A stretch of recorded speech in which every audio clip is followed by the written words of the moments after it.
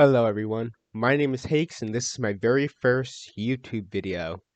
And today we're going to be playing as the Kingdom of Hungary and we're going to try to get the achievement Mikolos Horthy and the Habsburg Prince where we have to reform the Austro-Hungarian Empire. So let's start. But fair warning, I'm not good. Alright, so to begin, we're going to organize the army. I'm going to put it on the Austrian border. We're going to have to annex them later. And first, we're going to do industrial revitalization and go down to reintegrate the railroads. Because if we do that, it increases the chances for Austria and later Czechoslovakia to agree to be annexed by us. We're also going to do the standard research, just the standard stuff. And then construction. I'm just going to build civilian factories and increase infrastructure in our capital. Military. I don't. I'm gonna be building. I'm just gonna keep it on guns for now, but I'm gonna try to use tanks, even though I barely know how they work. So everything is set up. Wait, I'm gonna have to trade for resources. Wait, I don't have enough factories for that. I'm just gonna keep the ones I have. And let's begin. Oh, something interesting is already happening. Hitler is being deposed and the Germans have risen up against him. Hopefully, if they go monarchist, it will help things considerably, and we won't have to risk Austria being taken from us. If we lose Austria, then we basically have to restart everything, and I do not feel like doing that right now. Okay, so we have just reintegrated the railroads, and it looks like Ethiopia is in the middle of a civil war within the war from Italy. I always play non-historical. I like seeing what happens, but it can get in the way sometimes. Alright, so next we're gonna go down this path, balance the budget, and invite the Habsburg Prince and demand a referendum. But with our first pieces of political power, I'm gonna get Hugo Sioni to increase our attack and more importantly get army XP so we can make tanks. We're gonna get even more from this, and with that I'll be getting the staunch monarchists here to increase our monarchist support. Oh, if you're trying to do what I'm doing, I would make sure to get the armor company tank designer, just so you can always have tanks on you. It just makes it cheaper. There's no point not to get it, especially since you get political power from the focus tree. Also, as a tip, you should probably start improving relations with Czechoslovakia right now, just so they're more likely to agree to our future annexation of them.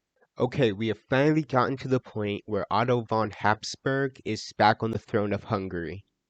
So next, you're gonna want to start improving relations with Austria. Since we're the same ideology, we're already at 20 plus 25 opinion. And since we did reintegrate the railroads, that's also helping towards that. So we're gonna demand a referendum. You shouldn't really take it by force, because this gives you demanding a referendum gives you a chance to annex them peacefully, and you get their whole army and all their generals, which it will be very useful, especially until we get rid of the Treaty of Trianon. So let's demand a referendum. Also, it's always good to create a spy agency, especially since we have enough factories to do so.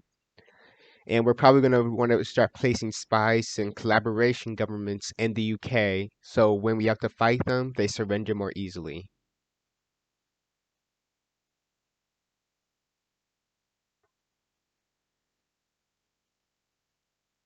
Alright, with that done, we just have to wait until the referendum is demanded.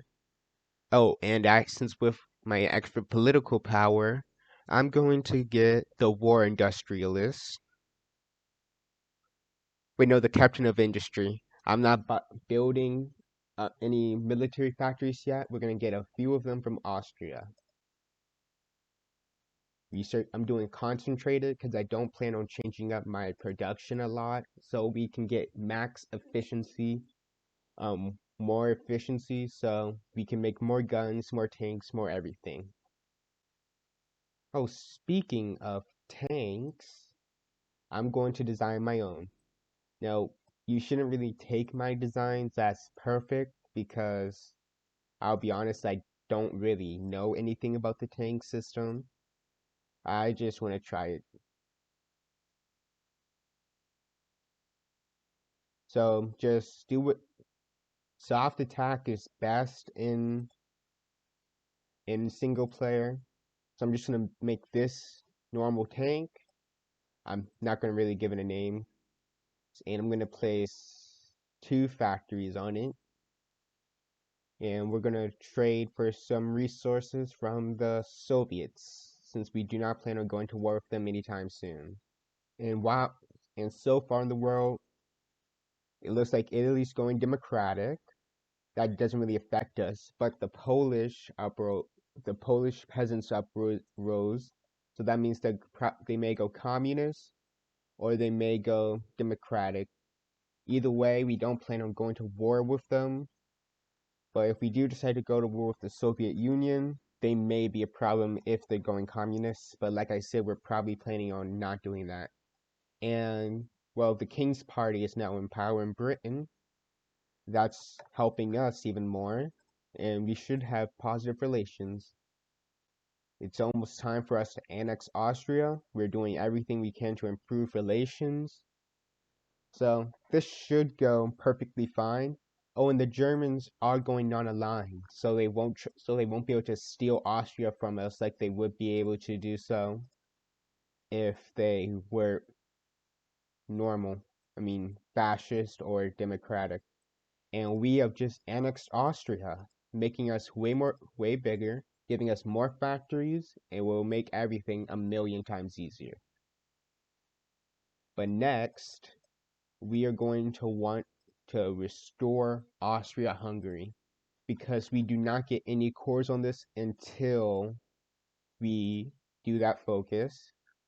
And while we're doing so, we're going to start putting diplomatic pressure on the Czechoslovaks, reorganize the army some, and I always use this Austrian general. He's pretty much the best one, better than anyone we have. And I'll go with Ivan Hindi as our normal general. Also, as a tip, you should probably start improving relations with Czechoslovakia right now, just so they're more likely to agree to our future annexation of them. Okay, we have restored Austria-Hungary. Now, all of Bohemia, or right now it's Czechoslovakia, is now cores of us. That means we can take it all, gain all its resources and population without anything to stop us. So, now you're gonna want to get that non-aggression pact with the Czechoslovaks while you're improving before you do. Um, you're going to want to get the non-aggression pact before you form Austria-Hungary, because then they'll never agree to it because we have claimed their territory, but we still have positive relations with them, so that's always good. So for doctrines, I plan on doing mobile warfare.